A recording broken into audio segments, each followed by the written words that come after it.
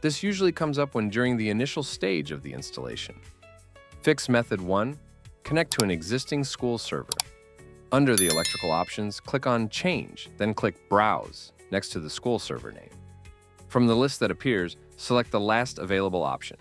Make sure to check the box for Connect using Windows Authentication. Click Back to Summary, and then Install Now. If this method doesn't work, try the next one. Fix Method 2. Install a new instance of School Server. Again, under Electrical Options, click Change. This time, check the box labeled Install a new instance of School Server.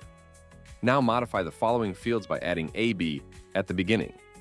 School server name. Add a B before localhost collaborative server name. Add a B before TEW data location. Add a B before SolidWorks. Confirm that the Install a new instance checkbox is selected. Click back to Summary and proceed with installation.